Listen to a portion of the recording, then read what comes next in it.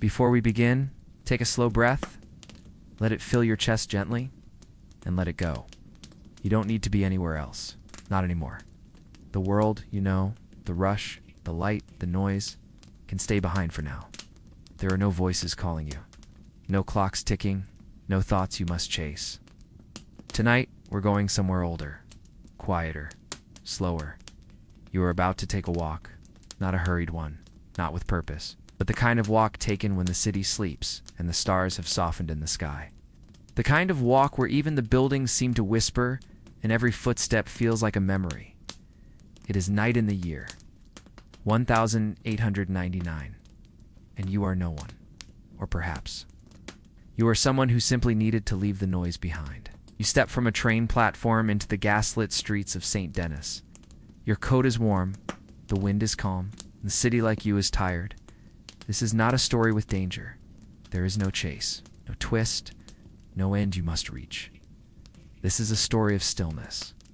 A gentle walk through fog and lamplight, through the alleys of history and the edges of forgotten thoughts.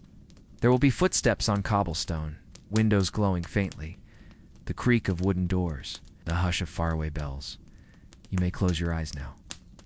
If you haven't already, let me carry you through this night. Let the walk begin, and if sleep finds you before we arrive, that's perfectly all right. That's the whole idea. There is something sacred about a city at night. It's not in the way chapels are sacred, where incense and silence hang thick like velvet. No, it's a different sort of stillness. It's a quiet born of exhaustion, dimly lit streets, and the hush of people too tired to speak. It is in this quiet that you arrive. A stranger, a traveler with dust on your boots, and a weariness that goes deeper than your bones. The train has already pulled away behind you, its steam trailing like a final goodbye. You stand now on the edge of Saint Denis, a city both familiar and unknowable, where gaslight flickers in iron sconces and the horses move slower than the wind. You do not speak. You do not need to. The city breathes its own language in the rustle of leaves swept by a broom, in the clatter of a cart rolling over cobblestones, in the sigh of a door as it shuts for the night. Your steps echo lightly. You pass by closed storefronts, their windows fogged from the warmth within. Each holding the ghosts of business now paused, a butcher's blade resting beside a steel hook, a seamstress's mannequin draped and half-pinned, velvet, a cobbler's leather apron hanging like an abandoned thought. Life is not gone, only paused, hidden behind shutters and drawn curtains. You feel like a trespasser, or perhaps a witness to a world that most never see. Your coat is thick, but not thick enough for the damp cold that rolls off the stone, clings to your shoulders, and finds the gaps in your gloves. You tighten the scarf at your throat, not for warmth, for comfort, as if pulling it tighter might shield you from more than the night air. You wonder where you will sleep. There are hotels in this city, surely, but which ones are open? Which ones are safe? Which ones will not look at a traveler's worn boots and dusty eyes with suspicion? You do not ask directions. In 1899, a man walking alone at night in a strange city asks no questions. He simply walks. He trusts his feet more than his tongue. He listens. To the clink of bottles in an alley, to the soft weep of a violin behind a second-story window, to the steady beat of his own heart, now slow and steady, as if lulled by the rhythm of the night. Lantern light pools beneath wrought iron posts, warm halos surrounded by shadow. Each step into the light feels like stepping onto a stage, then off again, into darkness. You move slowly, not out of caution but reverence. The city is quiet now, but not asleep. It watches. You pass a narrow alley and glimpse a cat darting across the bricks. Tail high, its body slicing through shadow like a whisper. You pass a bakery, where the faintest scent of tomorrow's bread curls into the street, yeasty, warm, teasing. You wonder what time the baker rises. Perhaps he is already awake, kneading in silence by the flicker of a single lamp. You pass a church. The bell does not ring, but the spire looms above like a silent sentinel. Even in darkness, its stone looks tired. You wonder how many travelers have passed this way before you with satchels on their backs and no destination. But forward, a carriage rumbles by. The driver nods at you, but does not slow. You catch a glimpse of lace in the window. It's a woman, her face lit briefly by lantern, then gone. Another story in the night. The cobblestones are uneven here and your heel catches for a moment. You steady yourself against a wooden post, the paint flaking beneath your glove. You realize how quiet your journey has become. No voice, no laughter. Only the conversation of the city, and it speaks in sighs, creaks, and echoes. You reach the edge of the square. A fountain sits at its center, dry for the night, but not. Silent. A drunk leans against it, singing to no one. His voice is cracked, but gentle, like someone remembering a song from long ago. You do not interrupt. You pass him slowly, and he does not see you. The square is lit by 4 lamps, and the shadows between them feel deep. You move quickly now. Your fingers are beginning to ache from the cold. Then finally you see it. A sign. Maison Lacroix's rooms letters are chipped, and the paint has faded to the color of old wine, but it is open. You step up to the door. A bell tinkles as you enter. The warmth strikes you like a memory. Inside, the walls are lined with patterned wallpaper the color of tobacco, and a clock ticks steadily above a wooden counter. Behind it, an old man looks up from a ledger. He does not smile, but he nods. You do not need to speak much. You place a coin on the desk. He slides a key across to you. 2nd floor. Last room. You climb the stairs slowly. Carpet is worn in the center from 100 feet before yours. Your boots are heavy on the wood, but you do not mind. At the top, the hallway tilts slightly, as if the house is tired. You count doors. 2, 3. Yours. The key turns. The door groans, and the room is yours. It is not large. A single bed, a basin, a mirror with a crack down its center, a chair by the window. But it is warm. You set your coat on the hook. You sit, you breathe. Below, the city continues its quiet. Song, wheels on stone, hooves, distant voices. You lean back and let your eyes close. But you do not sleep just yet.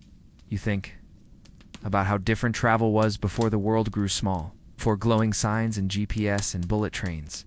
When every journey carried with it the question, will I find shelter? Will I find safety? Will I be welcomed? You think about all the others who have walked into strange cities with only the sound of their own steps and the hope of a bed. You think of those who did not find one. Outside your window, the gaslight flickers. Somewhere a child coughs in their sleep. Dog barks, then quiets. The city, like you, exhales. Tomorrow, you will wake to a different world. The street will be full of carts and cries, of haggling and laughter, of soot and bread and bells. But for now, just for now, it is quiet. And that quiet is sacred. You do not know what brought. You hear nor what waits beyond this night. But in this moment, you are part of something ancient. The traveler, the city, the night, and the silence in between. You wake not to sunlight, but to sound, the low hum of a streetcar rolling far off, the brief clang of a gate closing, the soft drip of rain hitting stone. Morning in the city does not arrive all at once. It seeps in slowly like warm tea, spreading through cloth, soaking everything quietly. But your room is still dark, and you feel no rush. You sit on the edge of the bed, boots still on, hat resting on your knee, staring at the pale light that filters through the thin curtains. For a moment, you're not sure where you are. The wallpaper is unfamiliar. The air smells faintly of tobacco and old linen. But then you remember Saint Denis, nightfall, the long walk, the weight of the key in your pocket. You stand, stretch, and gather your things. The room leaves no mark on you, and you leave no mark on it. Another ghost passing through. You descend the stairs without meeting anyone. Yes. The man at the front desk is gone, or asleep, or simply faded into the woodwork. Like old paint, you step outside. The street is wet. Not raining, not yet, but damp with that glistening film that makes every surface shine like glass. Horse hooves echo on the cobblestone. A paperboy shouts about news you don't care to hear. A woman with a bundle of flowers walks past you and does not glance your way. You have become part of the background now, another shadow in a city full of them. and so you walk. The streets are familiar in a strange way, like a book you read as a child but barely remember. You pass the same fountain, now dry and empty. The drunk is gone. The square is waking up. Butcher opens his stall and lays out slabs of meat with mechanical grace. Child tugs at a leash tied to a dog, too old to care. You slip between them like smoke. You're not looking for anything, not a destination, not a person. You are only moving. Because walking feels like thinking, and thinking feels like dreaming, and dreaming feels safer than stopping. Saint Denis is not kind to the idle, but there's beauty here too, in the curve of wrought iron balconies, in the blue-gray sheen of morning fog clinging to rooftops, in the warm yellow glow of gas lamps, refusing to die even as day arrives. You pass a man sweeping broken glass from the front of a saloon. He glances at you, then looks away. You wonder who broke the window, and why? A fight? A robbery? A mistake? The story is already gone, washed away by the night. The city forgets quickly. You wander into the industrial quarter. Here the cobblestones give way to cracked pavement and soot-streaked walls. The air smells of coal smoke and hot metal. A steam engine hisses in the distance. You walk past warehouses with iron gates and signs you cannot read. You pause beneath a high brick wall to tie your bootlace. Above you, pigeons stir on a ledge, feathers puffed against the chill.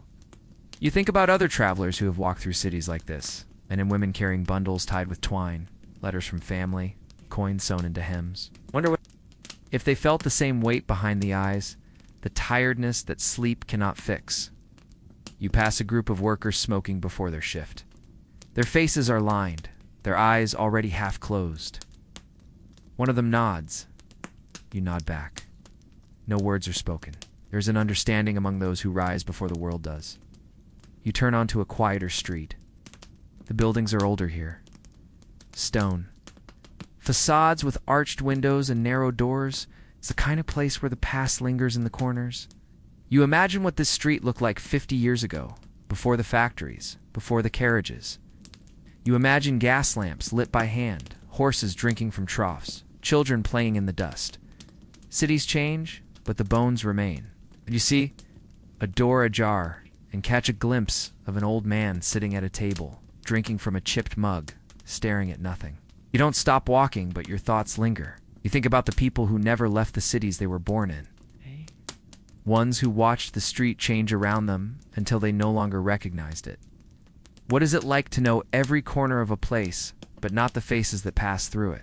Find yourself near the rail yard again? The trains rest like sleeping animals, massive, steel-bodied, quiet now, but full of power waiting to be woken. You step through a gap in the fence and walk slowly along the tracks. The metal is cold beneath your boots. A lantern swings gently from a pole, casting long shadows that stretch and shrink with your movements. You pause at one of the cars, a passenger carriage, locked and empty. You press your hand against the wood. It is still warm from the day. How many lives have sat behind this wall watching the world rush past? How many whispered confessions, silent tears, folded letters tucked into coat pockets?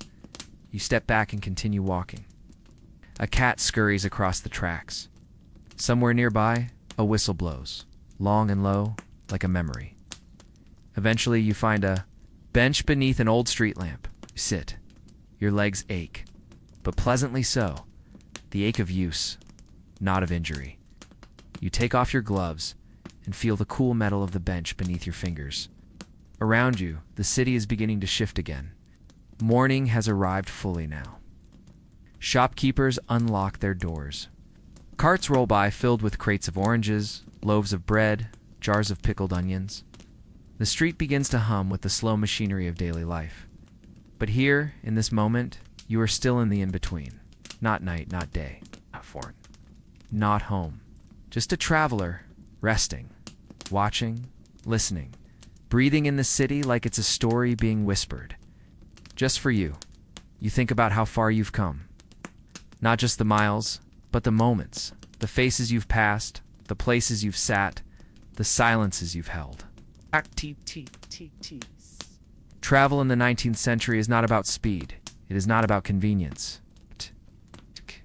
It is about presence, about walking through a city slowly enough to hear it speak. About trusting your feet to find something your heart hasn't named.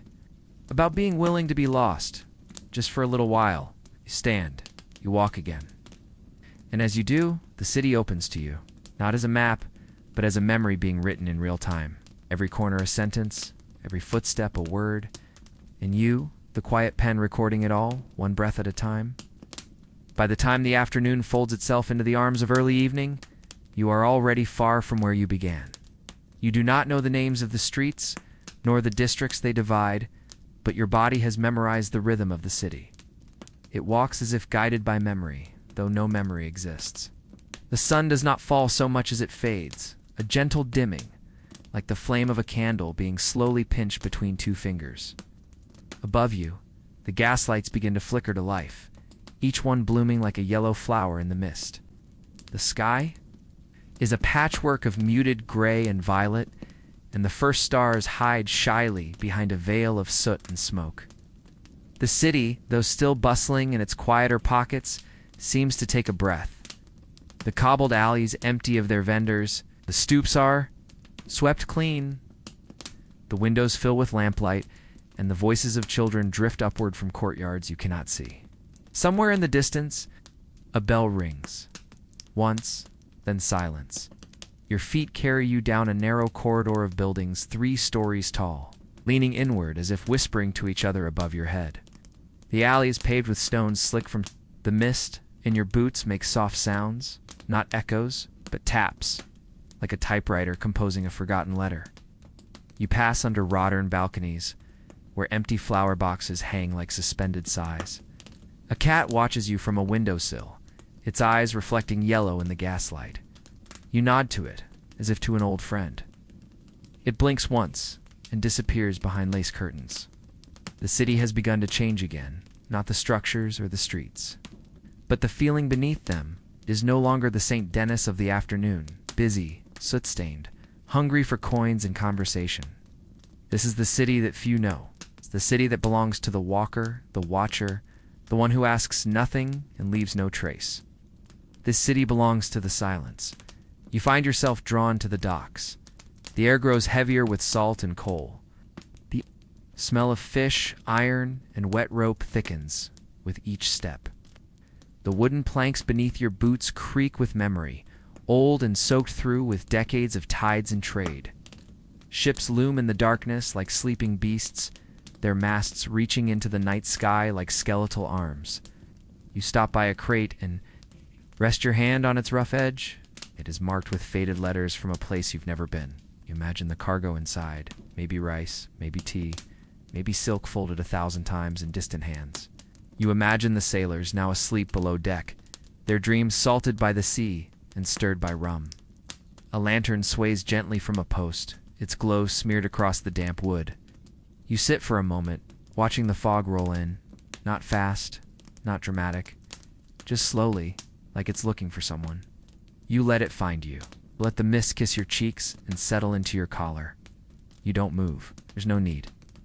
After a while, you rise again and walk back into the heart of the city. The hour has grown old. The shops are shut. The carriages are fewer now. The air's cooler, and the gaslights burn more brightly against the encroaching dark.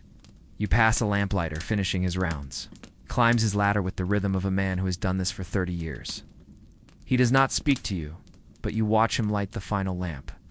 A small flame coaxed to life with a flick of his. Taper. For a brief second your eyes meet. He nods. You nod. Then he descends and disappears into the shadows, his footsteps softer than your breath. You stand beneath the newly lit lamp, and its warmth feels older than fire, as if it carries all the nights it has ever burned within its tiny, flickering core. You move on, slower now. Not from tiredness, but from reverence. There are houses here that wear their age like fine clothing. Red bricks softened by moss, shutters faded to pastel. Front doors framed with climbing ivy that seems to glow green in the gaslight.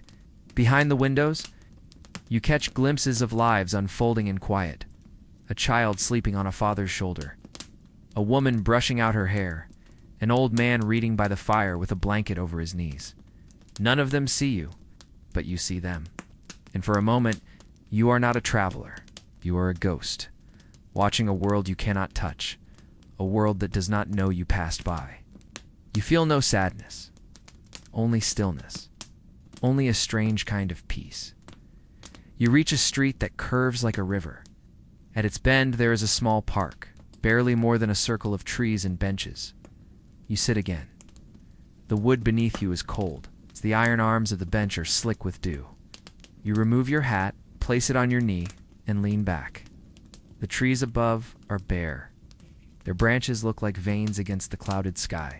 You listen to the city, to your breath, to the sound of leaves shifting, not because of wind, but because the night itself moves like a quiet animal. You imagine someone walking here a century ago, perhaps in a different coat, perhaps with different worries, but walking just the same. Cities remember footsteps, even when no one else does.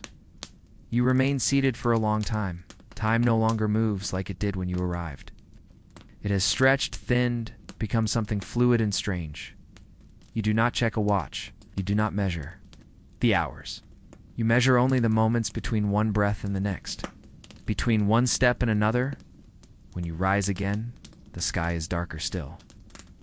A deep navy smeared with cloud.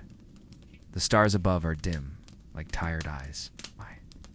You continue your walk, not because there is somewhere to go, but because stopping feels like forgetting, and you do not wish to forget this. Not yet. You pass the opera house. Its doors are closed, its windows glowing with the last lamplight being extinguished. You wonder what was performed that night. A tragedy? Comedy? A story of love or war or gods or fools? You imagine the audience. Now scattered across the city, their laughter or tears still lingering faintly in the backs of their throats. You move past them, past the marble steps, past the posters peeling on the walls, past the ghost of a violins. Last note, still echoing in your imagination. You are walking in a place that lives between performances, between scenes. The curtain is down, but the story has not ended. Farther on, you find a man asleep beneath an awning, wrapped in a coat that has seen too many winters. He does not stir. His face is pressed to the crook of his arm, and his breath is steady. You stand for a moment, uncertain. Then you leave a coin near his boot. Not for virtue, not for redemption, just because it feels like the right thing to do. You walk away before he wakes. You do not need thanks. You do not need anything, only the night. Eventually you return to the square. Not the same one, but another. Similar in shape, different in soul. The fountain here is flowing, and the sound of water is soft against the hush of the hour. The street musician sits on a low wall, plucking at a guitar. His song is wordless, slow, and sad, in a way that doesn't demand sorrow. It only invites you to feel something quiet. You stand and listen.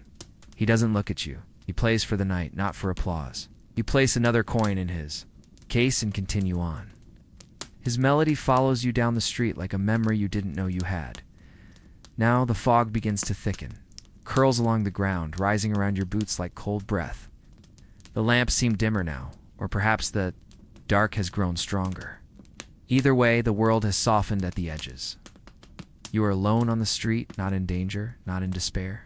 You're just alone in the way a writer is alone with their thoughts. In the way the moon is alone in the sky. You do not hurry. There is nowhere. To be, this is the journey. This is the reason you travel at night, because day is too full, too fast, too loud. But night gives you back yourself, and so you walk. You do not know what hour it is, but the city has changed again, not in shape or light, but in soul. The deep hours of the night are like a private chamber within time, quiet, enclosed, and sacred. These are the hours that do not belong to anyone. Not the merchant, not the constable, not even the streetcar that once rattled along its rails. These hours belong to the walker, the dreamer, the restless. The moon hangs above the rooftops like a lantern forgotten by the gods. Its pale light seeps across rooftops and settles into the alleys like a blanket pulled over tired shoulders. You pass beneath it like a shadow, soft and unnoticed, guided only by the rhythm of your feet and the flicker of curiosity. You walk past a tailor's shop with velvet curtains drawn tight. A dress form stands still in the window, half finished, wearing nothing but pins and promise. You think of the hands that worked that cloth, slow, careful, precise. You imagine the woman it was meant for, the occasion she might have attended, the music she might have danced to. None of that exists yet. It is all waiting. The dress, the song, the memory. You continue. The dog trots silently past you, a phantom on four legs. You don't startle, and neither does it. You are both just part of the night now. Pieces moving through the same quiet dream. You reach a street where all the lamps have gone dark. Whether from wind, neglect, or chance, you don't know. But the shadows here are different, thicker, fuller, less like absence and more like presence. You keep walking. Your boots strike the stone with a steady beat. The buildings lean closer together here, the windows narrow and tall like watchful eyes. You pass a wrought-iron gate and glimpse a courtyard beyond empty, save for a lone lantern burning above a cellar door. The flame dances faintly, casting long, trembling shadows. For a moment, you imagine stepping through the gate, sitting in that courtyard, and becoming one more silent fixture in the night's great painting. But you do not. You only pause, breathe, and move on. In the distance, you hear the faint hum of voices, not loud, not joyous. The kind of voices that belong to those who have stayed up too long and grown soft with exhaustion. You follow the sound, not out of interest, but instinct. You turn a corner and find a cafe still open. Its doors are wide, its windows steaming. Inside, 3 men sit at a table playing cards, their jackets off, their collars loose, their eyes ringed with fatigue. A woman behind the counter stirs a pot of coffee, humming softly to herself. You do not enter, you only watch. This is not your story. But you are grateful to see it, a reminder that not all light has gone out, that somewhere, in this city of shadows, the heart still beats. You keep walking. The fog thickens again, rising now to your knees. It carries the scent of coal and cabbage, of bread that was baked too early and water that never quite drains. The city smells like history. You pass a bridge, stone arched, lined with balustrades, chipped by time. You cross it slowly, hearing the water below lapped lazily against the stone. You pause at its crest and look down. The river is a mirror, rippled and dark, reflecting only the vaguest shape of the moon. You imagine all the things that have drifted down this water: crates, dreams, letters never read, boots without owners. Rivers remember more than cities do, more than people. You watch the current carry something, maybe a branch, maybe nothing, and let it go. You continue. There's a part of the city ahead that looks older. The roads curve in ways that make no sense, as if the buildings were laid down before maps were invented, before logic, before lines. You follow them anyway. Here, ivy grows in, thick veins up the walls. Lanterns hang lower, their chains rusted, their flames flickering from the draft of unseen doors. You pass a set of wooden stairs, leading up to a tiny boarding house. On the stoop, a pair of worn shoes rest beside a bucket. A candle glows faintly in the window above. Somewhere inside, someone is writing a letter. You can feel it. The way one feels a draft through closed shutters, a word being formed, a thought. Crossing distance, the air grows colder, not sharply, but gradually, like a hand pulling away from yours. You wrap your coat tighter. Your breath clouds the air now, visible and slow. The city exhales with you. You pass by a train station, quiet and looming. Its arches are grand, its clock long stopped. You step inside the outer edge of the platform. The benches are empty, ticket windows dark. But you see a porter asleep in the corner, cap tipped over his eyes, arms crossed like a child dozing. In church, you smile just a little and leave him to his rest. Even the busiest places must sleep. You walk for another long stretch without stopping. The city lets you pass, no longer asking questions. It knows you now. It has accepted your steps as part of its pattern. You are a stitch in its fabric, a brushstroke in its painting. The silence is no longer empty. It is full of stories that only the quiet can tell. Every door you pass has a life behind it. Every curtain hides a face, a thought, a heartbeat. You feel them, though you see none. You are surrounded and yet alone. And somehow, that is enough. Eventually, you reach a small hill, rare in a city so flat. It rises gently, paved with narrow stones and lined with bare trees. You climb it slowly, your breath slow and calm, the night growing even quieter with each step. At the top, you find a wrought iron fence and a locked gate. Beyond it, a cemetery, old, noble, and silent.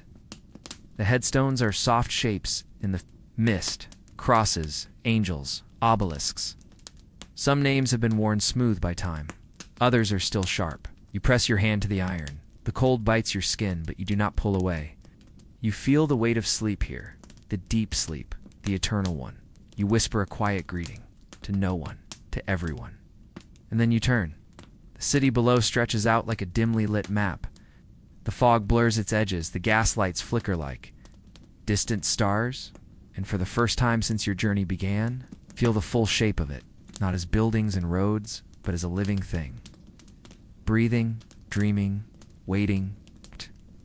You take a long breath, and the air tastes of ash, bread, and rain. You do not speak. There is no one to speak to. Only the moment. Only the quiet. Only you. And so again you walk. The moon is higher now, though dimmer than before, hidden behind thin veils of drifting cloud, casting its glow not in beams but in whispers. Silver dust softly laid across rooftops and rain-soaked streets. The world has folded further into silence. The kind of silence that does not feel empty, but padded, like being wrapped in layers of forgotten wool. The lamps still burn, but fewer now, spaced farther apart. Their light pools beneath them like warm puddles on the stone in between. Them lies the shadowy in-between, not dangerous, not frightening, simply unknown. And it is through these pools of quiet and dimness that your steps continue, steady and measured, your breath soft, your thoughts even softer. The city has let go of its waking self. You can feel it. The energy has changed. It no longer leans forward, urgent and alive. Now it leans back, settled and slow, like a man in a rocking chair who has finally closed his eyes. You pass a bookshop with a locked gate and shuttered windows. But the sign above the door, painted in curling gold, reads Antiquities, Levers, Curiosites. Beneath it, someone has left a small pile of coal and a cloth sack and a note pinned beneath a stone. You don't stop to read it. You don't need to. The note is not for you, just as this moment isn't meant to be held. It's meant to be witnessed, quietly, and then left to drift back into the stream of the night. Move on, passing. Beneath a cracked archway into a narrower street where ivy crawls down from second-floor sills like sleeping snakes.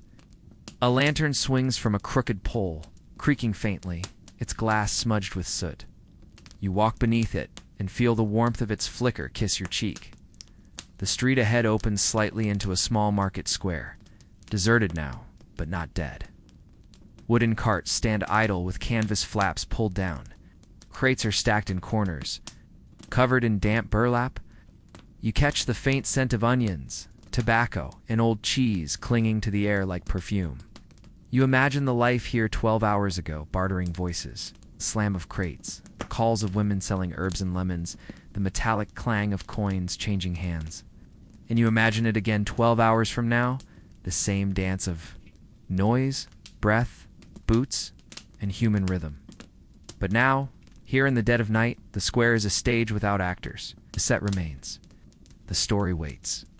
You walk through it like a ghost, your footsteps the only applause. A soft clatter catches your ear. You turn your head. A rat skitters across the stone and disappears into a gutter. You do not flinch. Even that has a place here. Everything does. The city, even in sleep, is alive in its corners.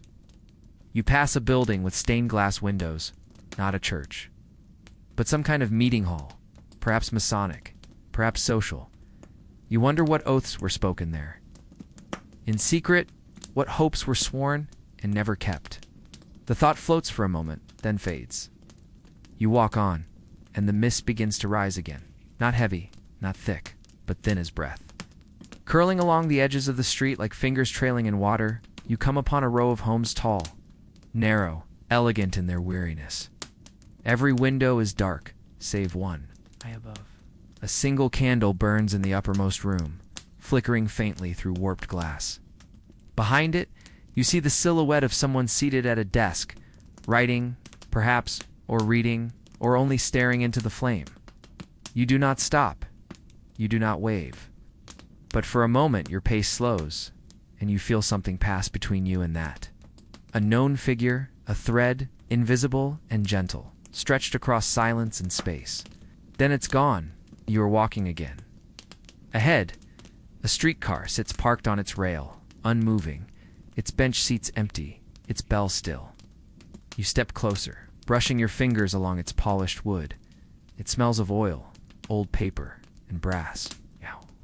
Imagine the journeys it has made, the laughter and arguments it has carried, the weary sighs of workers heading home. Now, it rests, a creature of movement caught in a long blink of stillness.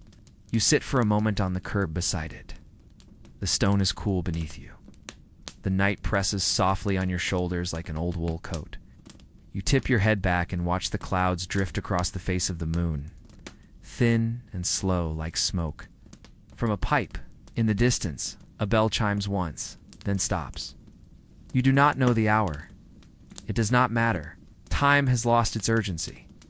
Here, in this forgotten hour, there is no before, no after, only now, and the sound of your breath meeting the breath of the city. Stiff, your hands warmed slightly in your pockets, you continue. You walk not because of duty or destination, but because walking itself has become its own kind of prayer.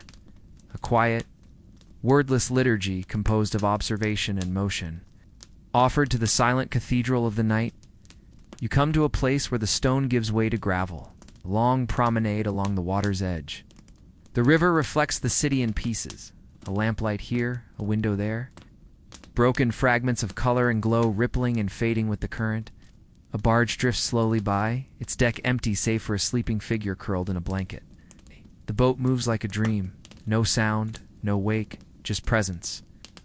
You follow its path with your eyes until it disappears beneath a bridge. The gravel crunches. Beneath your steps, and the trees that line the path rustle faintly in the breeze. Their leaves, not yet fully shed, tremble like pages being turned in a forgotten book. You pass beneath them, and the night seems to close in gently around you, not to trap, but to cradle. You have not spoken aloud in hours. You haven't needed to. The city has spoken enough, and in your silence, you have heard it all. At the end of the promenade, you come upon a bench, old iron-framed, its wood damp with dew. You sit, your hands rest in your lap. Your eyes do not focus on anything. You are simply still. And in that stillness, something ancient stirs, not a sound, not a thought, but a kind of memory, older than you, older than the city, the memory of movement, of watching, of bearing witness to something larger than yourself. You let it pass through you like music too soft to catch. You let it go. Behind you, the city murmurs, a door creaks, a horse snorts, a window shuts. Ahead, the river keeps flowing. Now the bench holds you without question. And you, the traveler, the watcher, the quiet stitch in the fabric of this living, sleeping city, you remain. Not forever, not even for long, just long enough. And then slowly you rise and walk.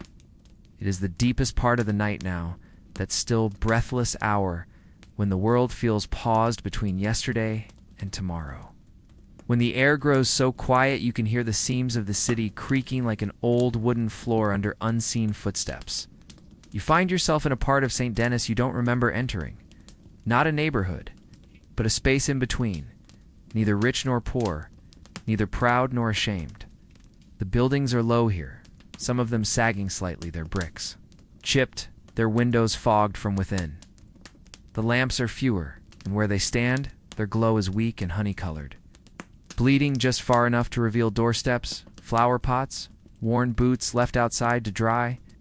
It's a place of laundry lines, of shutters that don't match, of roofs that slope a little too far to one side. But it does not feel forgotten. It feels lived in. It feels real. A cat perches on a stair, blinking slowly at your approach, and then turns away as if to say, "You're too late for anything worth seeing." A lantern glows behind a curtain, its light casting the faint outline of a man rocking in a chair. He is still, or perhaps asleep, or perhaps both. You move past without, lingering. It's in this part of the city. You sense that observation must be quiet, reverent, as though the night itself demands politeness. You walk with your hands deep in your coat pockets, your breath misting the air, your footsteps softened by the narrowness of the lane. It is here that you begin to feel something new, not just stillness, but surrender. The surrender of the city itself, as if it too has decided to lie down, to stop resisting the dark, to let the hours pass without intention. You pause at a gate iron, low, rusted, its hinges bowed with age. Beyond it is a narrow path lined with hedges, leading toward a small garden, overgrown but tidy in its neglect. At its center is a stone bench, slick with dew. You step through the gate, letting it creak shut behind you, and follow the path. The gravel crunches softly underfoot. The air smells of lavender turned earth and chimney smoke. You sit, the bench is cold, but it welcomes your weight without complaint. Around you, the garden holds its breath. Even the wind seems to avoid. This place, as though unwilling to disturb whatever memory lingers here. You imagine it once filled with conversation, a woman tending herbs, a child chasing shadows, an old man muttering to himself while pruning ivy. Now only the ghosts remain, silent and unbothered by your presence. The trees above you shift slightly, and you watch as one leaf, golden and curling, detaches and drifts downward in a lazy spiral. It lands on your knee. You do not brush it away. You sit there, unmoving, and let the quiet rise around you like mist from a river. This moment, this forgotten garden, this slow fall of leaf and breath, is not remarkable in any way. And yet it is everything. You feel it settle into your bones the way soft light settles into old wood. A kind of peace, a kind of gratitude. You don't know how long you sit there. Time has become a shape without edges. But eventually, gently you rise. You leave the garden without looking back. Some places are best left behind with their mystery intact. You return to the lane, and the lane leads you toward a stone bridge arched delicately over a canal. The water below is slow and dark, carrying small reflections of lamps like drifting coins. You lean on the railing, your gloves cold against the stone, and listen, not to sound, but to absence. The kind of silence only water can keep long, deep, and impossibly old. Beneath this bridge, you think people have whispered secrets. Lovers have kissed. Children have dropped stones to watch them vanish. You have none of those things to offer. Only your presence, only your breath, only your stillness. And the canal accepts them all. Across the bridge, the city stretches out in dim layers, narrow stairways winding upward between houses. Alleys vanishing into shadow, courtyards lit by a single lamp. You follow where your feet wish to go, not guided by streets, but by feeling. You find a passage so narrow you have to walk sideways, brushing brick on both sides. A cat's eye glints from a ledge above. Somewhere nearby, a door shuts gently. You emerge into a small courtyard where laundry hangs despite the late hour, shirts and dresses. Swaying like sleepwalkers caught mid-step, you move through it. Slowly, respectfully, ducking beneath a white sheet that catches the lamplight and glows like a ghost. You don't speak. You haven't spoken in hours. Your voice, you imagine, has gone quiet with the rest of the world. The buildings here are older, leaning like tired men after a long shift. Their windows are round, their shutters crooked, their facades crumbling in places where ivy has pulled too hard. You pass a window and hear the faint sound of a clock ticking, slow, rhythmic beat, steady as a heart at rest. You think about the people behind these walls, their dreams, their regrets, their stories no one will ever know. And somehow, knowing nothing brings you closer to them, because everyone in the end is walking the same night, the same quiet, the same breath. You reach the edge of the old district and step onto a wide avenue. The road is empty. Lamps here are taller, their flames steady. The buildings grander, facades lined with columns and marble faces. But even in their pride, they have grown tired. The city's wealth sleeps too. You walk past a fountain. Its water stilled for the season, and hear nothing but your own footsteps and the occasional clatter of a stray newspaper tumbling in the breeze. You follow the avenue until it bends, then narrows, then gives way once more to the back streets. The arteries of the city, always quieter. It's always more human. You find a long stair descending between two buildings, lit only at the top. You descend, one step at a time, the stone worn smooth by 1,000 previous journeys. Each step echoes faintly. At the bottom is a tunnel, not deep, not dangerous, just an underpass beneath a bridge. Its ceiling is low, its walls covered in chalk marks and soot. You run your hand across the stone as you pass, and it feels like memory. Damp, forgotten, but still here, still standing. At the far end, the tunnel opens onto another lane, wide, flat, strangely still. You walk its length and feel yourself part of something eternal. Not important, not grand, but necessary. A thread in the tapestry. A small voice in a long song. You begin to feel it in your legs now. The ache of distance, the hush of fatigue settling in like snow on branches. But you are not ready to stop. Not yet. There is still more night to walk through, still more of the city to hear, still more silence to carry with you. And so, without deciding, without needing to, you walk again, and the city, still dreaming, walks with you. The sky, if you can still call it that, is turned the color of charcoal soaked in ash. Not quite night, not yet morning. That thin stretch of time that barely has a name. The hour when even clocks hesitate to strike. You walk slower now, not because you are tired, but because the world itself has grown drowsy, its breath deeper, its shadows longer. It sounds muted like whispers through linen. The gas lamps still burn, but their flames flutter gently now, flickering low as if bowing to the approaching light. You feel no urgency, no destination pulling you forward, only the soft pulse of the city's stillness beneath your feet. Step is a heartbeat. Each breath is part of something older than you, older than Saint Denis, older than names on maps. This is the hour before the hour, the last quiet echo before the city stirs again. You pass beneath a Rotterdam arch and find yourself in a quiet garden square, surrounded by buildings that once held wealth, but now seem content with age. Ivy climbs high on the stone facades, creeping past cracked windows and along forgotten ledges.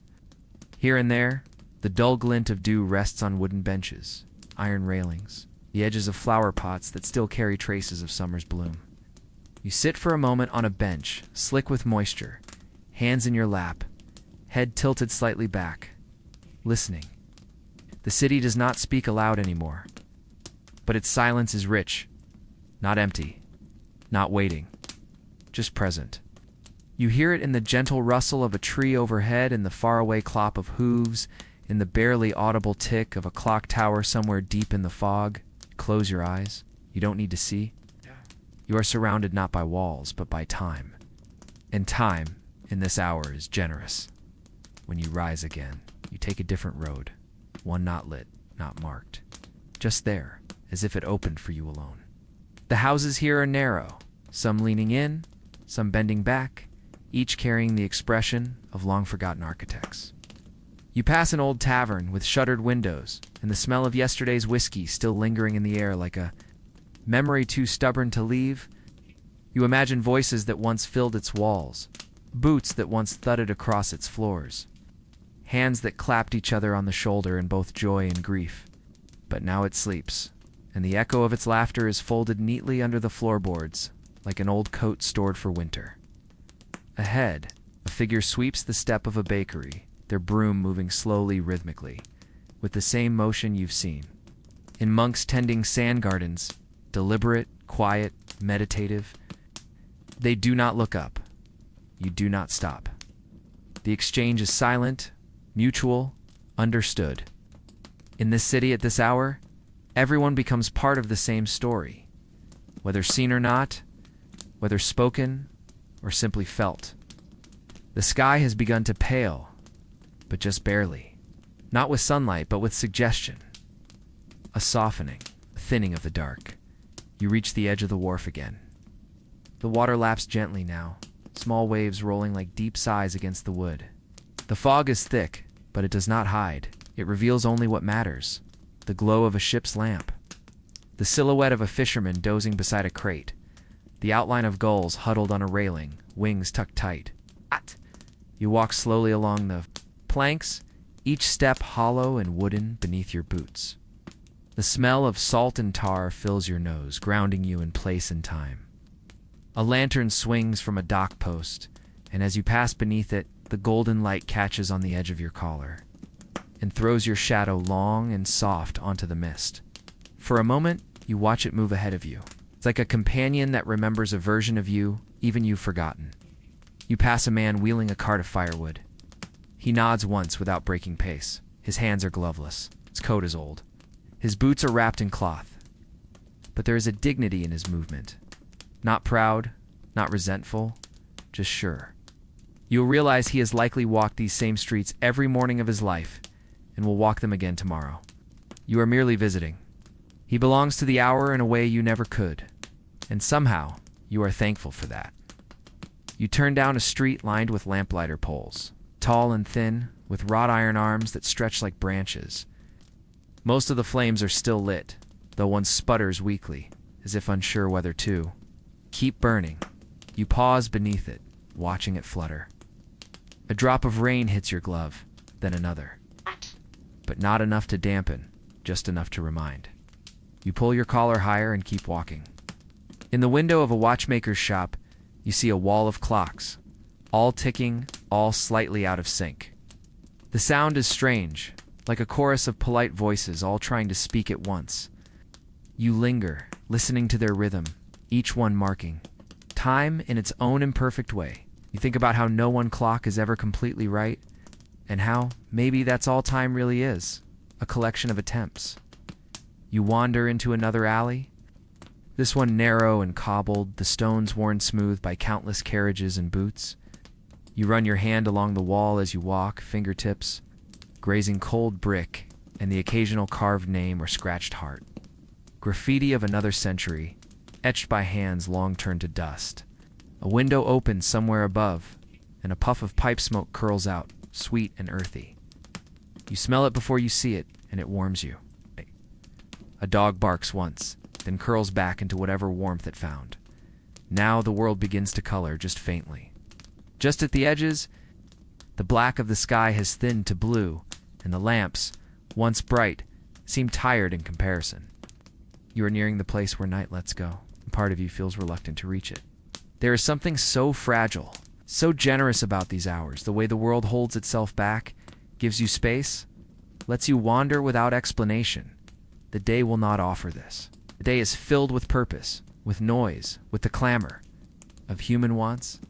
But this is the gift, this city's dream. And you have walked through it with care. You find yourself on a hill, not tall, but high enough to see the rooftop stretched before you like a blanket laid gently across the bones of the earth. Chimneys curl their smoke into the pale sky. Distant windows blink with the first hint of breakfast fires. A rooster calls, a baby cries. The city is waking, slowly, gratefully, reluctantly. You sit on a bench beside a statue, a soldier, perhaps, or a statesman. The plaque is worn, the stone damp, but the pose is calm, resolute. Like the city itself, you remove your hat and rest it beside you. For a while, you sit without thought, only breath, only stillness. You close your eyes and listen to the final exhale of night. The sky brightens, the lamps dim. The first carriage clatters in the distance. The spell breaks but gently, without sorrow. You rise once more. You have walked the night. You have held it in your hands like cool water. And now, it has passed through your fingers, and still you walk. You are still walking, though the world around you is no longer sleeping. The change is subtle, as most endings are.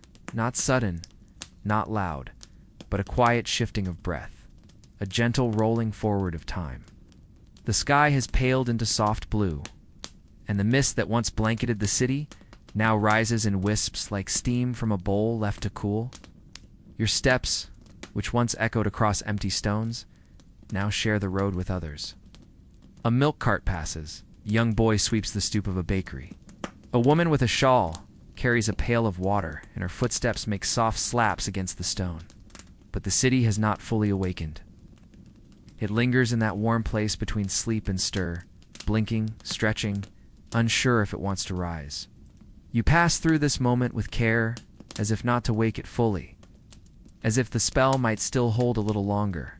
You walk past the same buildings you saw beneath the moonlight, but they are changed, not in shape or size, but in spirit.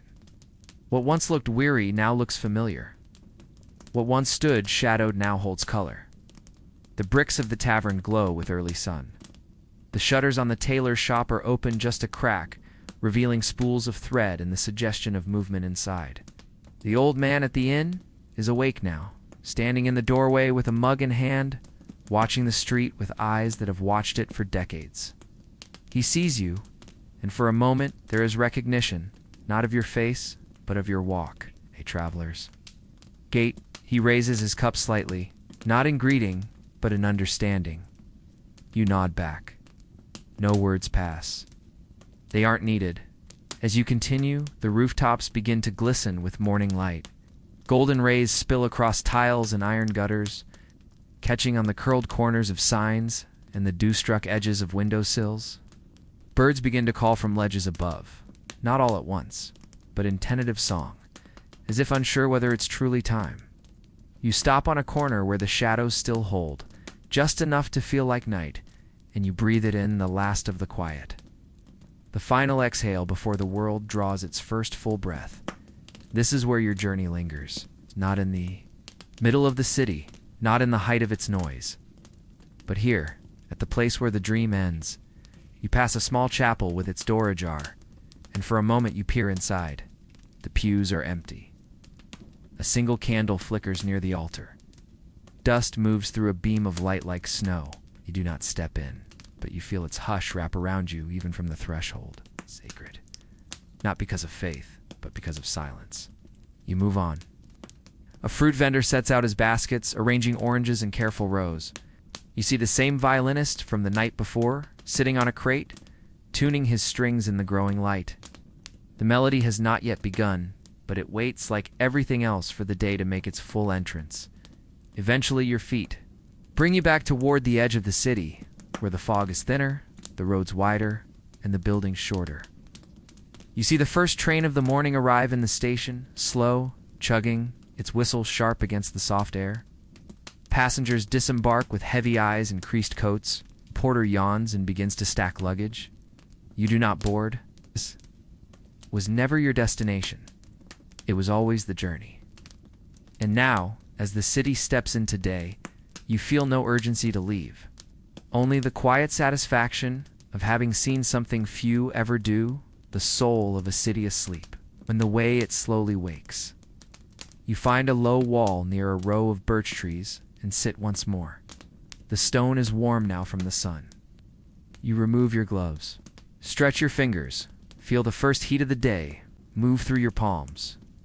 A sparrow hops nearby, pecking at crumbs. A woman laughs softly with her child. A cart rumbles by carrying cloth. The world is no longer waiting. It is living, moving, becoming what it always becomes. But you, traveler of the forgotten hours, are not in a rush to join it. You rest. You watch. You let the day begin without you, and you remember how it felt to walk without noise. To breathe in rhythm with a sleeping city, to carry your thoughts like lanterns in the mist. How it felt to hear the silence, to see what the city looks like when no one is looking. How it felt to walk, not to arrive, but simply to be, to exist in the spaces between moments, between streets, between hours.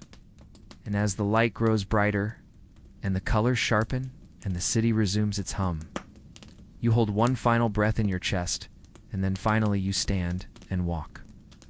One last time. Asterisk. The light creeps slowly across the stone, not rushing, not blinding, but laying itself down in warm strips across windowsills, benches, rooftops, and shoulders. The shadows retreat, reluctant, slipping between doors and stairwells, folding. back into the alleys where they can sleep again.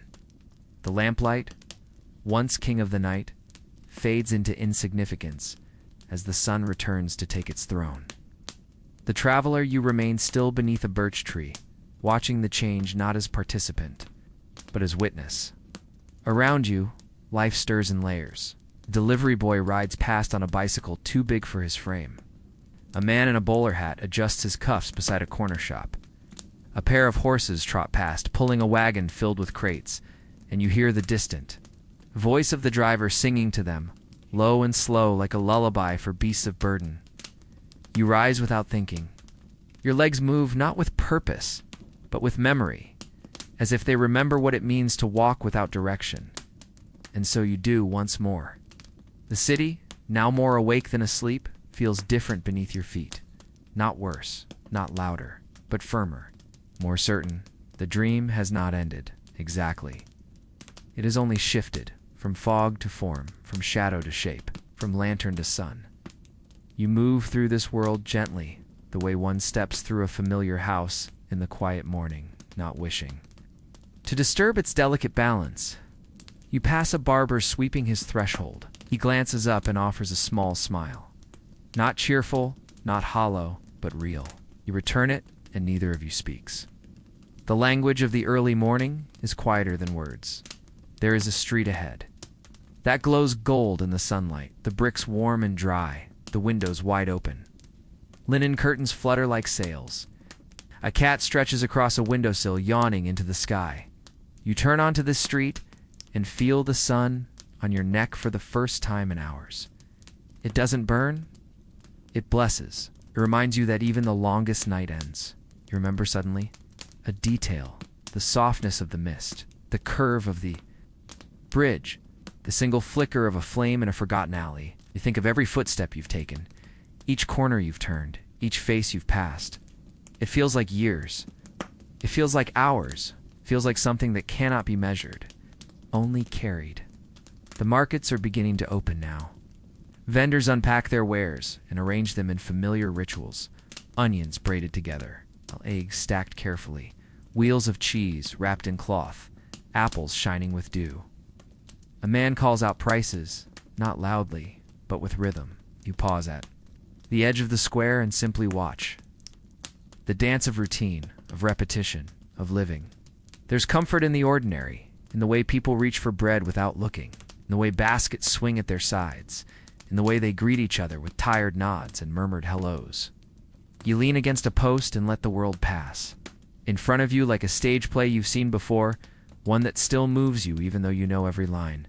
You walk again. Your coat is loose now, your gloves tucked in your pocket. The cool is lifted, replaced by warmth that isn't harsh, just present.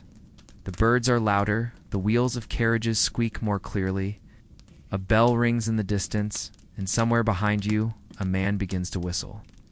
These are not sounds that intrude, they are part of the painting, part of the world returning to itself. You walk along the edge of a canal where ducks drift sleepily through the water, their movements barely causing a ripple. The sun reflects off the surface in glints of copper and pearl. You pause on a bridge and look down, seeing yourself.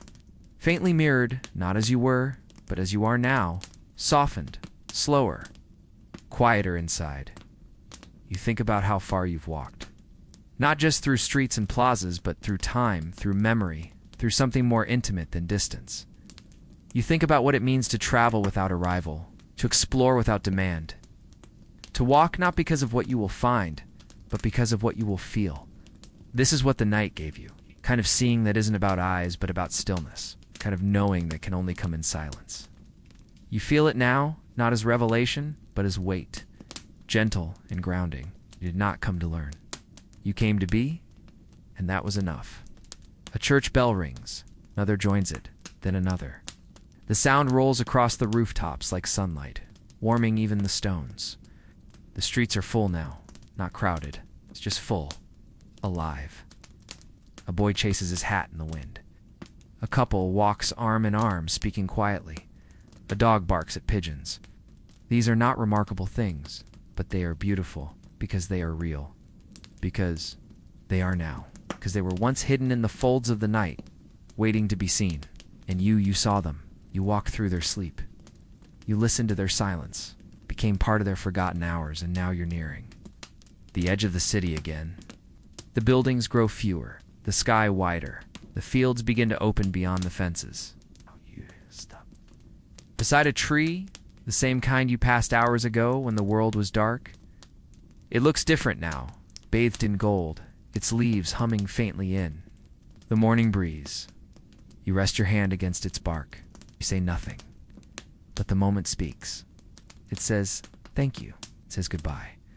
It says the night will come again, and when it does, the streets will still be waiting, and the lamps will still burn, and the city will still sleep. And maybe, just maybe, you will walk again. You look back one final time. The rooftops gleam. The chimneys breathe. The city moves forward without you, not because it forgets, but because it must. You turn toward the open road. The sky is clear. The wind carries the scent of dust, horses, and wildflowers. The story of the night is over. But your story, it continues, step by step, breath by breath, silence, in thought, in motion, and with the sun behind your shoulder. And the dream of the city folded gently into your coat, you walk and walk and walk. The road beneath your boots is no longer stone but dirt, packed smooth by cartwheels and footsteps that came before you.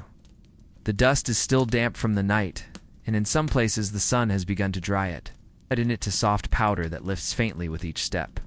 Around you the land flattens, unfolds, no longer crowded by walls and corners, but open, breathing, slow. You hear the chirp of insects now, the first calls of birds from tree to tree, the soft creak of fence posts as the breeze passes by. And though the city still lingers behind you, its breath faint and rhythmic like someone sleeping peacefully in the next room, you know you have left it. Not fully, not forever, but enough to feel the shift. The silence here is different, less sacred, more natural. The silence of fields, of old trees, of mornings that take their time. You follow a path that curves gently beside a stream. The water is clear, slow-moving, shallow, full of light and tiny stones, and the flicker of minnows darting beneath the surface. You kneel beside it, dip your fingers into the cold, and hold them there for a moment, as if to let some last piece of the city wash from your skin. The chill climbs your wrist, reminds you that you are awake now, not just from sleep, but from something older, heavier. You rise slowly. Oh. The water continues on without you. It does not look back. Walk again. A mile or two later, you come upon a wooden fence, its rails bowed slightly, its posts tilted with age. Behind it stands a wide pasture, mostly empty, save for a few sheep in the distance and a lone figure leaning against a tree, smoking a pipe. He watches you as you pass, not suspiciously, not curiously, just watches. And you nod to him, and he nods back. There's no need for words. Not here. Not after a night like that. Some exchanges are older than language. You continue walking, the dust rising in soft clouds around your boots. The morning grows warmer, but not hot. The kind of warmth that lives in the collarbones and fingertips, not in sweat or glare, a reminder that the day is young and so are you. In this moment, you pass a field where wildflowers have bloomed. In clusters, red, yellow, white, bees float lazily from bloom to bloom. A swallow cuts the air above you in a clean, perfect arc. You pause to watch it disappear beyond a line of trees. For a moment, you feel suspended, not in time, not in space, but in something else entirely. Something quiet, something whole. You take a breath and hold it. The scent is grass, dew dust, smoke, and sun. You exhale slowly. The world is not new, but it feels that way. Eventually, you reach a grove of tall poplars, their white trunks catching the light like columns in an old temple. You walk between them, your boots brushing against the soft mulch and fallen leaves. The air is cooler here, quieter. You hear the creak of branches above you, the occasional flutter of wings. This place, more than anywhere, feels untouched. You pause in its center and close your eyes. The night you've walked through, the city you've left behind, the dreams you've held like candles, all of it lingers inside you, humming softly, quietly reshaping the rhythm of your thoughts. You are not the same traveler who stepped off the train. You are slower, softer, sharper in the ways that matter. We're made of silence now, and the world will not notice. But you will. Beyond the grove lies another path, narrow winding. Lined with moss and stone, it leads you upward, toward a low rise that overlooks the land. You follow it, each step deliberate, your breath steady. When you reach the top, you see everything laid out before you. The roofs of Saint Denis far in the distance, softened by mist and memory. Ow. The river shining like ribbon, the farmland stitched across the hills like an old quilt. Smoke rises. From chimneys, church bell rings again, this time clearer, closer. Somewhere down the hill, a woman calls out to someone you cannot see. A child laughs. A dog barks. These are not the sounds of endings. These are the sounds of life, returning to itself. You sit beneath a lone tree and rest your back against its trunk. The bark is rough, but familiar. You remove your hat and let the sun fall across your brow. You let your eyes close. You are not asleep, but you are dreaming not of things that were or things that might be, but simply of this: the walk, the city, the silence, the light. You replay the night not in pictures but in feelings. The hush of the fountain, the curve of the bridge, the swing of the lantern, the face of the lamplighter, the way the windows glowed like promises, like lullabies held inside of glass. You do not feel finished. You feel full, and still, even now, you are walking. Even in your rest, you are walking. Even in memory, you are walking. And somewhere behind you, city sleeps again. Its night folded back into rooftops and chimneys, into shutters and stones, into doorsteps and railings and fountains and benches. Waiting, always waiting for the next traveler, for the next story, for the next set of footsteps to echo quietly through its dreaming heart. You shift slightly on the ground. The grass bends beneath you. A breeze brushes your sleeve. The sun is higher now. The clouds drift slow. Bert calls twice from the branches. Above, and you smile, and you breathe. And when the time is right, you walk. The longer you sit beneath the tree, the more the breeze begins to speak, not in words, not in ideas, but in tones, in textures. It hums against your boots, brushes the back of your hand. It bends the tall grass in waves, like invisible, fingers stroking the earth. You close your eyes again, not to escape the view, but to hold it closer. The world, when you stop to listen, becomes quieter than silence itself. Not because there is no noise, the birds are calling, the branches creak, but because all the sounds know their place. Nothing interrupts, nothing demands. You are not a visitor in this hour. You are a part of it, no more or less important than the sky or the dirt or the leaf trembling above your shoulder. Eventually you stand, not because you must, only because it feels right. You dust your coat, adjust your hat, stretch gently. Your feet remember how to move. The hill slopes downward in slow ripples, and you follow it without thought, like water returning to a stream. You come to a gate with no latch, simple wooden crossing, weathered and leaning, its hinges rusted into stillness. You step over it. The path narrows between tall reeds, and the soil grows softer, richer beneath your steps. You pass a pile of stones that once marked something, perhaps a wall, perhaps a grave, perhaps nothing at all. Moss has claimed the edges. Grass spills through the cracks. You do not disturb it. You move into another field, this one wider, wilder, the kind of field that holds no memory of fence or plow. The wind runs freely here, carrying with it the scent of damp earth, crushed dandelions, and wood smoke. Lift your face to the breeze and let it pass through you, as if it might carry some last trace of the city you've left behind. And perhaps it does. Perhaps that scent, that distant fading scent of brick and steam and copper and rain, is the city's way of saying goodbye, or perhaps not. Perhaps it is simply the wind being the wind. You do not ask. You only receive. The field gives way to a wooded trail, not thick with forest, but softened by trees, their trunks pale and their leaves a shimmering green.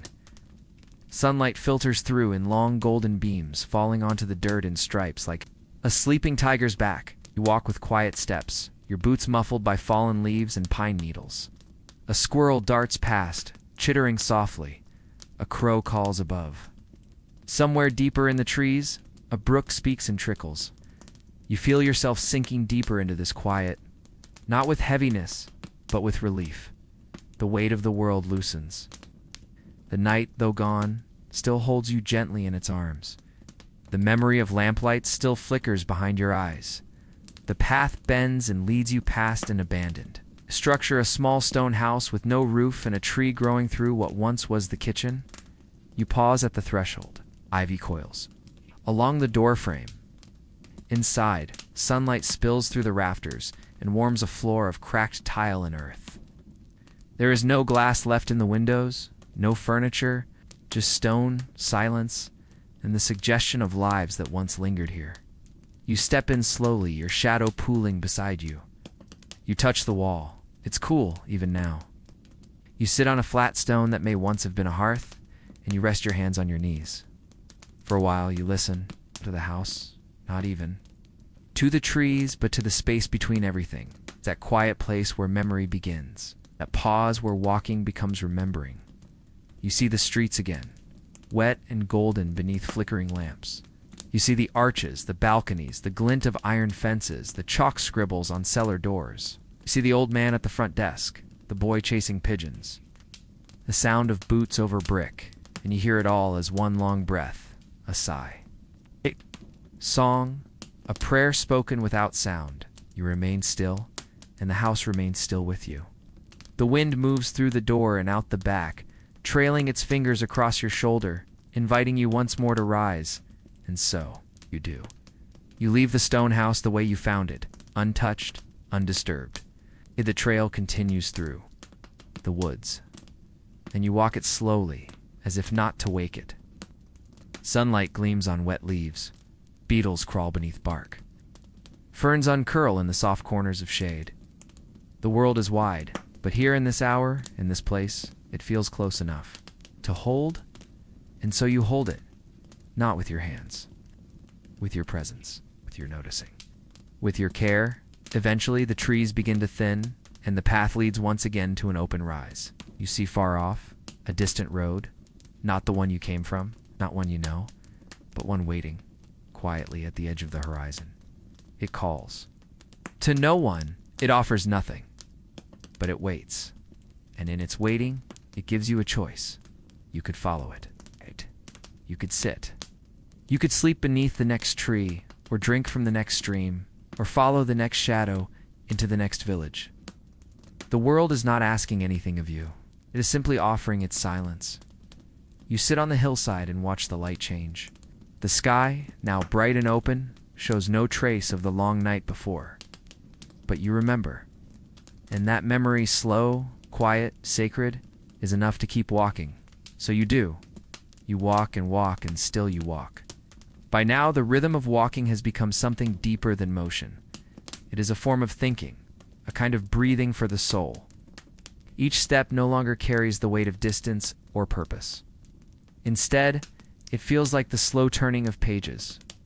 In a book without a title, each one unfolding with quiet certainty, revealing not what happens next, but what is still echoing from before. You follow the trail as it curves alongside a line of dry stone walls stacked by hand, slanted with age. Moss clings to their edges. Violets push through the cracks. Sparrow lands for a moment, then flutters away. The air is so still that your footsteps sound like a clock ticking in a room where time has been paused. In the distance, the hills roll gently under a sky that's turned pale gold. The grass sways just enough to look like breathing. You imagine the city now, far behind you, awake, busy, alive again. The market stalls, humming, the windows flung open, the bells chiming in rhythm with the new day. And yet you feel no pull. To return, it is not rejection. It is not escape. It is simply that your path has taken you elsewhere, to a place quieter, older, patient in its own way. The kind of place that does not wait for stories to happen. It only waits to be walked. Trail bends once more and dips into a valley where an old footbridge crosses a shallow stream. The wood is weathered and bowed, but strong. You cross it slowly, letting your boots tap against the planks one by one. Below, the water glides over stones with a voice so soft it sounds like a sigh.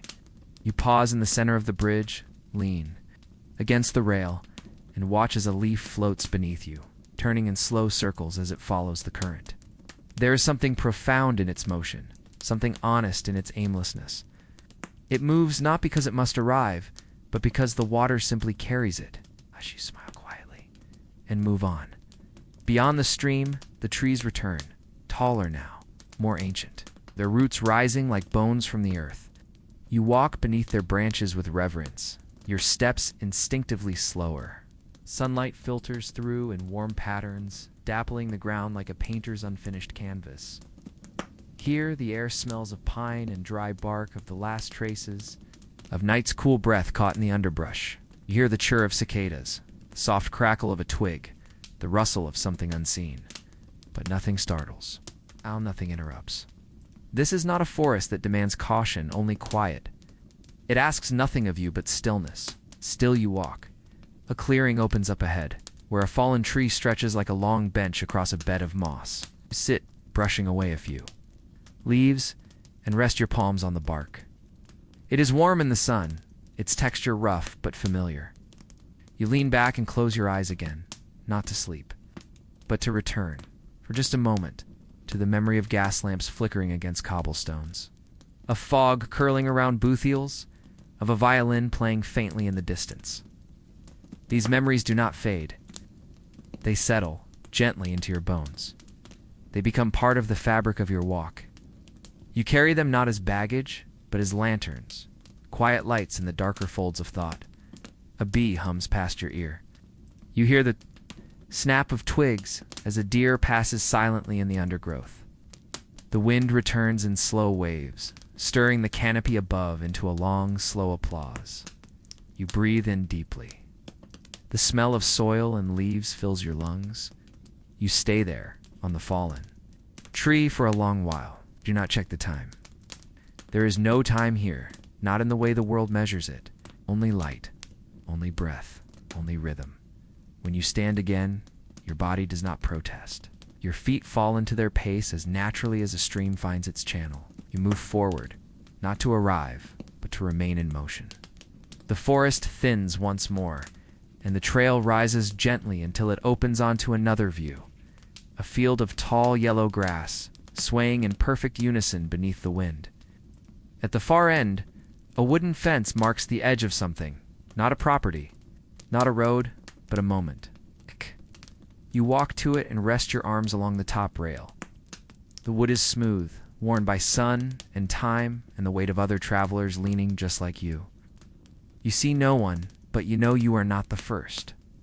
And you smile at that, because some journeys do not need to be new.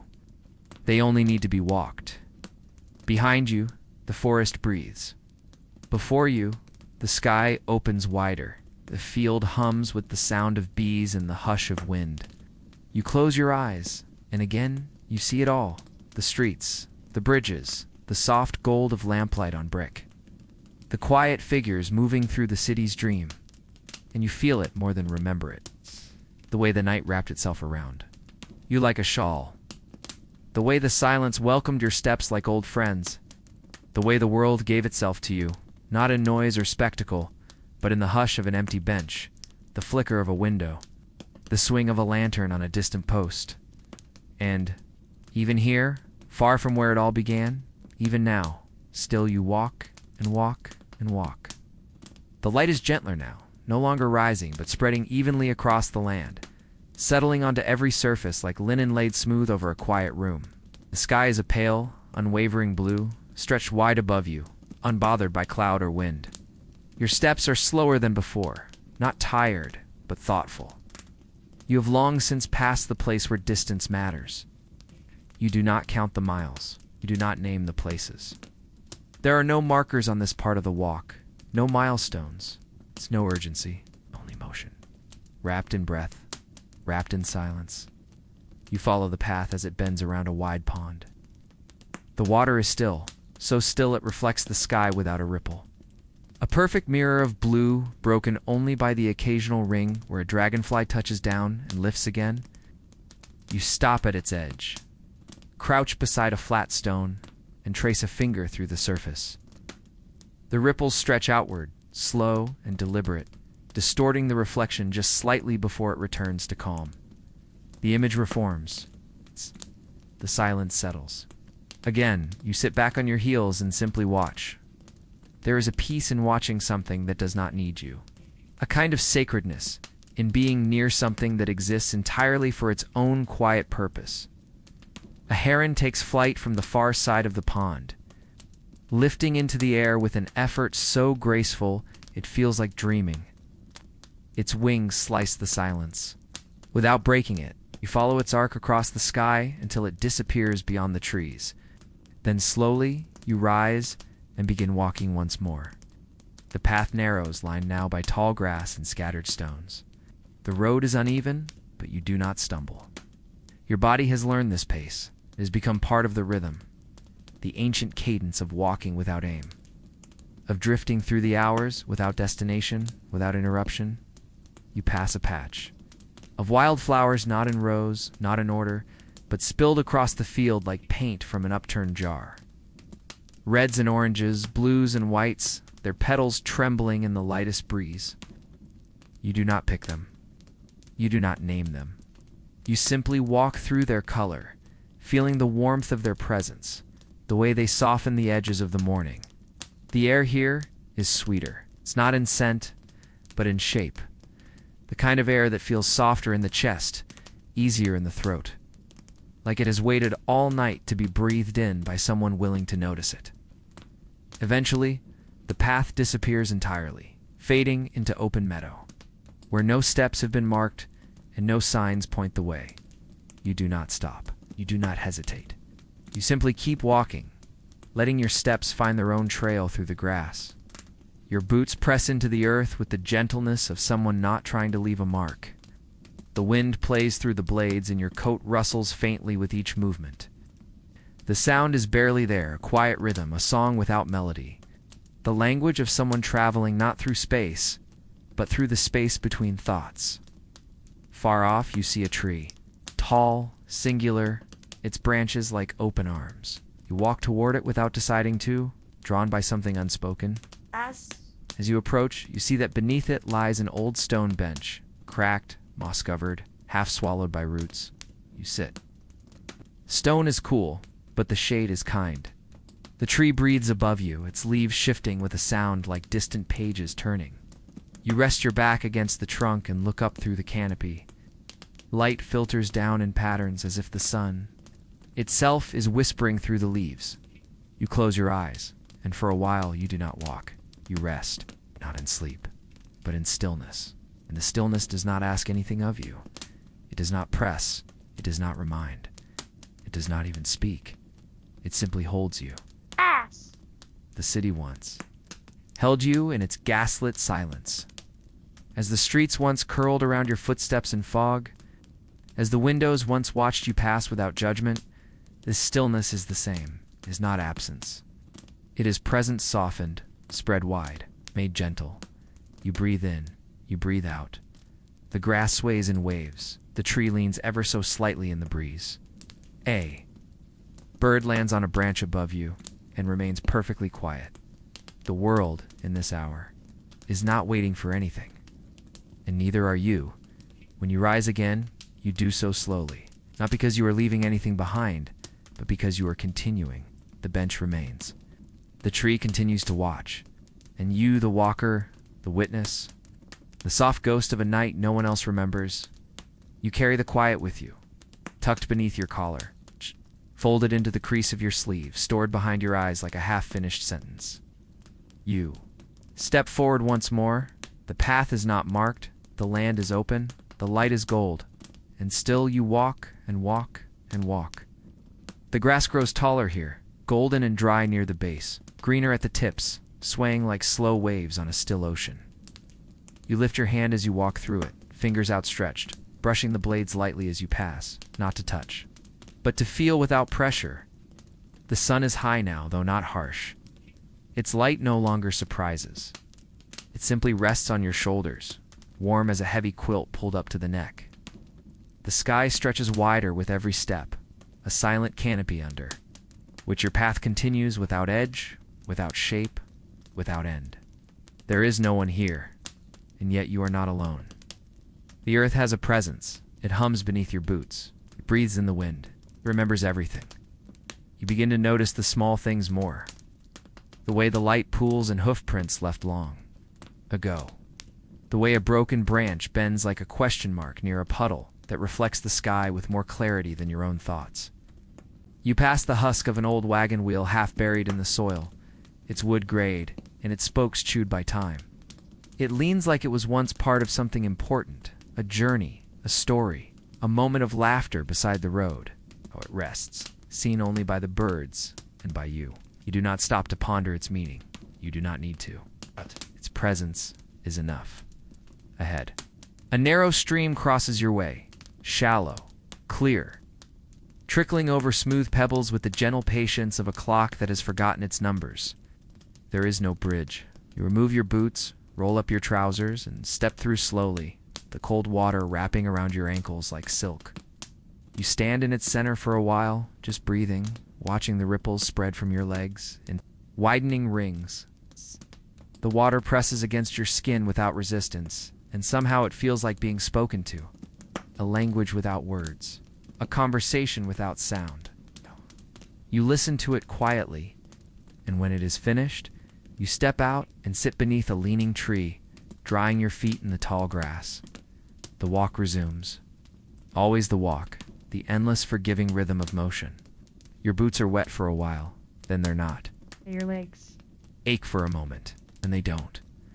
Time has become so loose now, so softened by stillness, that it barely leaves footprints. You are not walking through ours anymore. You are walking through quiet. Through space, through something that feels more like dreaming than memory. And in this place, nothing is urgent. Nothing is late. The day is not passing. It is unfolding, like a piece of paper that reveals only a single word at a time. And you, the reader, the wanderer, the witness, you are content to read each letter slowly. You pass under a tree heavy with blossoms. Pale pink, pale white, the petals drift down in the breeze and cling to your coat, your shoulders, your hair. You do not brush them away. You let them stay. You let them fall around you until it feels like snow made of perfume and silk. Scent is soft, and when the wind moves, the petals rise from the grass and tumble in slow spirals. You pause there, beneath the tree, as if beneath a blessing. And the moment stretches, holds, lingers. When you finally move on, your coat is dusted in pale color. The scent clings gently as you walk. There's a small rise ahead, nothing grand, just a bump in the land, and from its crest, you can see far in every direction. Hills roll outward like the folds of a blanket. Distant woods shimmer beneath the sun. The river glints like a thread pulled tight across the earth. And beyond it all, in the faintest corner of your vision, lies the shadow of the city you left behind. Not sharp, not tall, just a faint echo of roofs and chimneys. Barely breaking the line of the land, you smile at it. Not in longing, not in regret, just in recognition, as part of your journey. But it is no longer your path. You sit once more, this time in the middle of the field, without a bench, without a tree. Just the earth beneath you, and the sky above, and the wind curling softly past your ears. Lay back slowly your shoulders. Pressing into the ground, your arms spread wide. The grass whispers around you. The clouds shift without hurry. You close your eyes and listen again, not to birds, not to wind, not to water, but to something deeper. The low hum of the earth itself, the sound it makes when no one is speaking, the sound it makes when no one is asking anything of it. Sound it has made for thousands of years. Waiting for someone to listen without interruption, you let it in. You do not speak, you do not move, and still, even in perfect stillness, you walk. You rise again, not abruptly, not with effort, but like a leaf lifting in the breeze. Your body feels lighter now, as if the long walk has emptied something heavy from within you. You do not miss it. You carry no burdens here, not in your hands, not in your mind. What remains is presence, not focus, not awareness in the sharp sense, but something deeper, kind of quiet trust that each moment will carry you gently into the next. Your legs begin their motion again, not like limbs, but like lines in a sentence that no longer needs to be rewritten. The walk continues because it must, because it always has. Because walking now is the same as being. The landscape ahead is wide and empty, not barren, not dull, but open in the way that silence is open. The grass is shorter here, earth is firmer.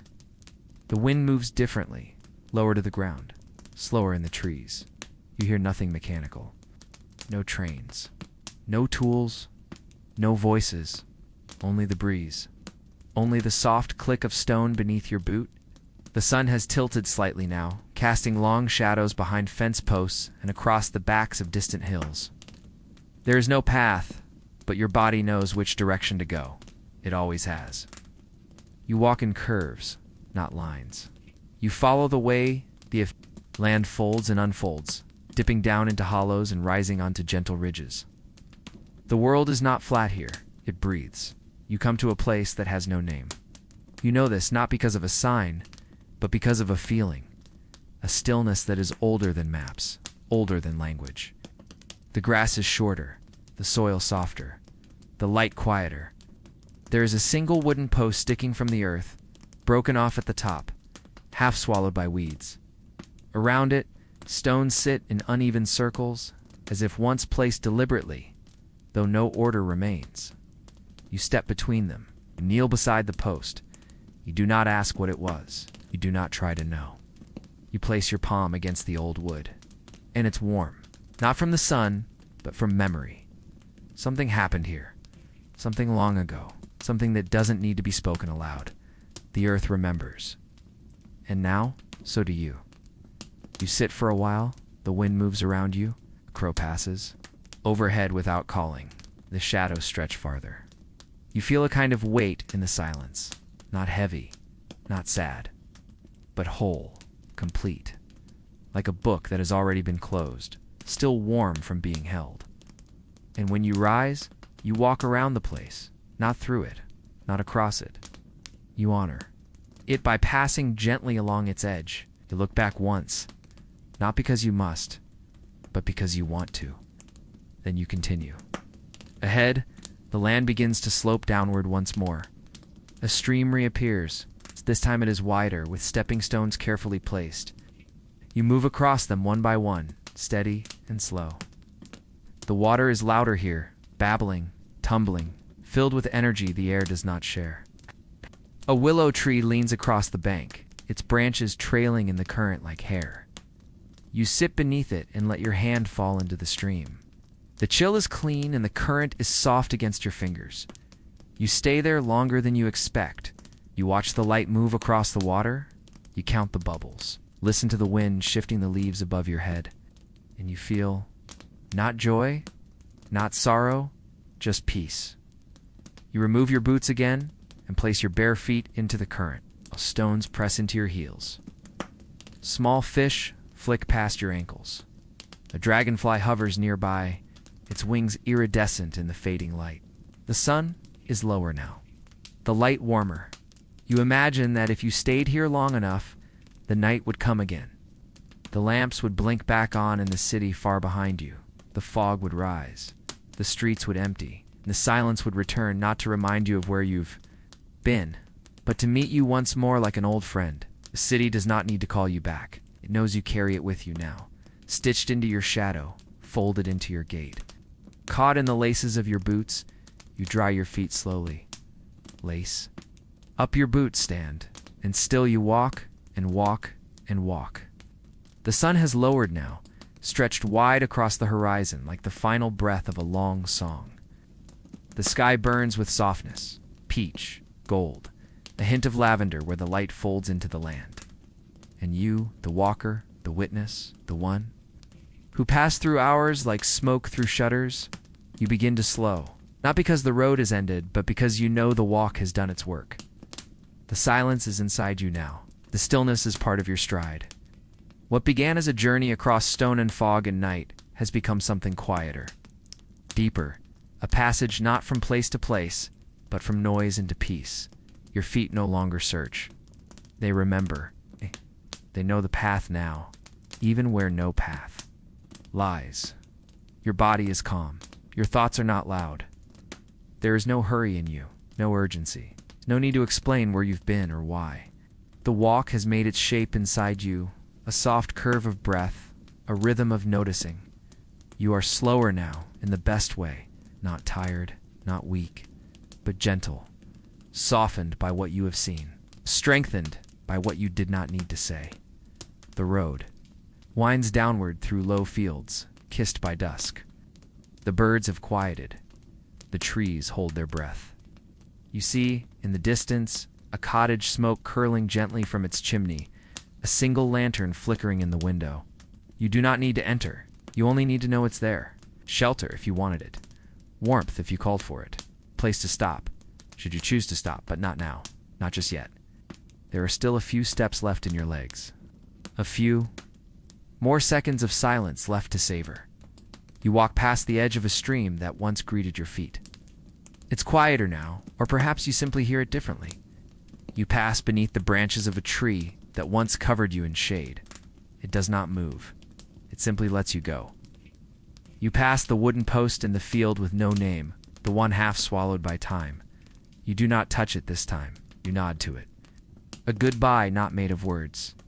And then, slowly, the road rises one last time, just a small hill, no more than a breath in the land. You climb it slowly, each step like the turning of a final page. At the top, you stop and you look, and there, stretched below you, is the memory of the walk. Not as distance, not as place, but as feeling. The city's rooftops far off in haze, the long fields glimmering in soft gold, the quiet shadows where your footsteps once passed, the invisible imprint of silence where no one else has gone.